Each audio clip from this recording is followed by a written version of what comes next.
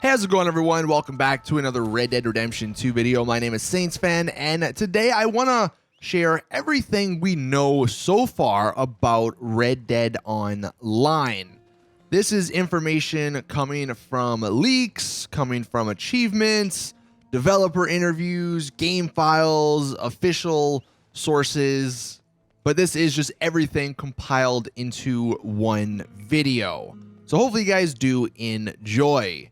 Now, if you haven't checked out my video I made earlier today, basically Red Dead Online was given an official release period by the head CEO, by the Take-Two CEO.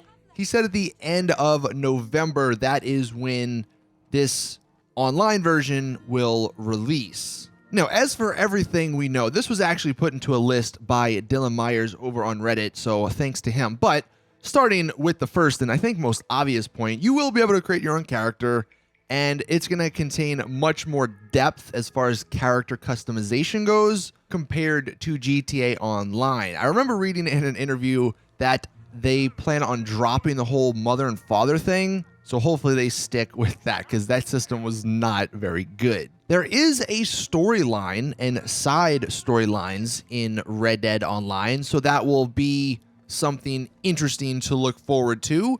No idea the depth of that, if it's just going to be something like maybe GTA Online's little stories are, or something better or bigger, but that is good news. Some technical stuff, we do know it's going to contain 32 player lobbies. It's unfortunate we can't get more, but hey, 32, I guess we'll have to just deal with what we're given. The actual servers this time should be higher quality than GTA Online's servers. Apparently Rockstar has a deal with a high-end server provider, so hopefully everything's a lot smoother. You will also be able to create posses in this game, so if you're a fan of the original Red Dead's Online, that feature is returning, so it's going to be awesome to create a posse with your friends. One thing they said in an interview was that multiplayer in this game is going to promote roleplay and harmony. Interesting word choices they used there. They also said if you are constantly killed by a player, you can tell the law. So I'm guessing maybe like those OP bounty hunters that spawn when you try and go into Blackwater. Maybe that's what happens. Maybe those are like the end-all, be-all NPC cops that come after you if you are being a griefer. I wouldn't mind that. I think that's a good idea. Although on the flip side, if you are being bad, apparently you can get put into jail and you can actually break out of jail. So that'll be interesting. But it's going to be also interesting to see how jail is, because I don't know if many people are going to like sitting in jail for 5 minutes or so, some long period of time. You can obviously interact with other players and they can interact with you. Another thing, you will actually get a bounty if you kill another player and if a witness gets to the law. So much like single player, you do probably have to kill the witness or make sure they don't tell on you.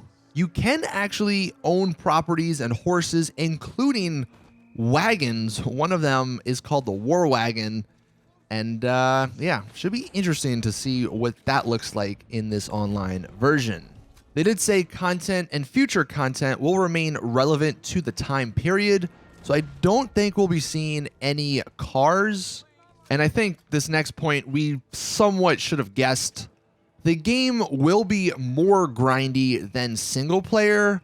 However, they said it's going to be less grindy than GTA 5. So if they found a balance, I think that'll be good.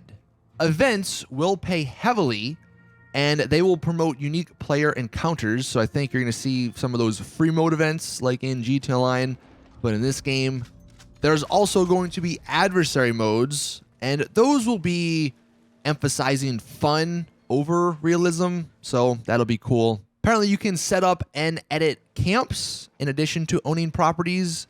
I'm guessing this will be a location you go to maybe regroup, get some health, or get some ammo or something. There's also at least 50 player levels. I believe that's from an achievement. If it is like GTA, there's going to be 8,000 though, so that may only be a temporary maximum. You will be able to craft, hunt, pick herbs, fish, and do all that stuff like you can in single player. Also, apparently the lasso will not be usable on other players. Don't know if that is 100% confirmed or not. That sounds kind of unfortunate because I think it would be really funny to lasso other players and then put them on the train tracks. I mean, I can understand why they don't want that. It's the same reason the stun gun wasn't in GT Online, but let us have some fun.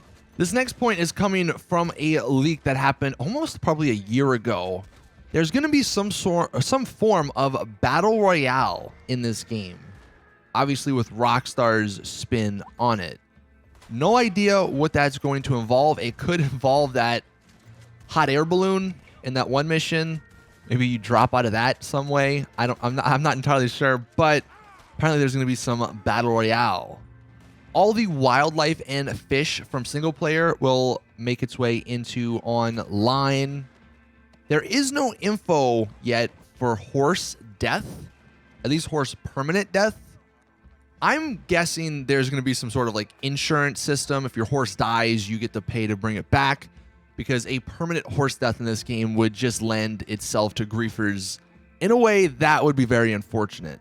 So that is everything that we know at the moment. There has been no info on like poker and any of those mini games, if they're coming into online. There's no info on the honor system, if that's going to make its way. Also, in an interview, Rockstar's director of design, Imran Sarwar, mentioned that single player as a company, they love more than anything.